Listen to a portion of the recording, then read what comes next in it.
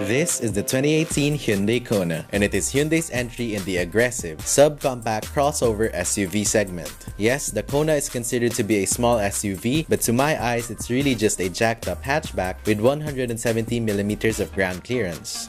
The exterior design is a love it or hate it affair, with cladding overload and available two-tone color schemes. Up front is Hyundai's signature look for their SUV lineup, which includes the cascading grille and a separated headlight design. Through the side, there's a prominent character line and widened fenders, giving it a hunkered down stance.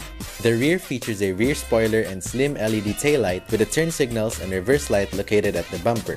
If you're baffled with the design, Hyundai says the cladding is inspired from a body armor.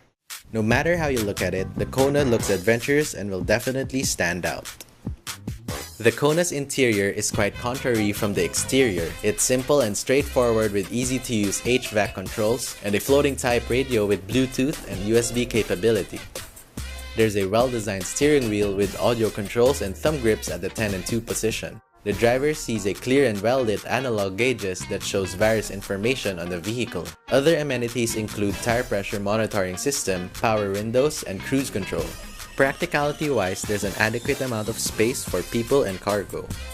The Kona is powered by a 2.0-liter Atkinson gasoline engine with 147 horsepower and 179 Nm of torque. This engine is paired to a 6-speed automatic transmission.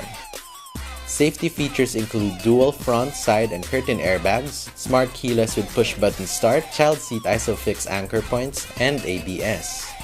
The Kona costs 1,048,000 pesos, which is in the ballpark from its competitors. Filipinos shopping for the Nissan Juke, Mazda CX-3, and Honda HR-V must put the Hyundai Kona in their shortlist.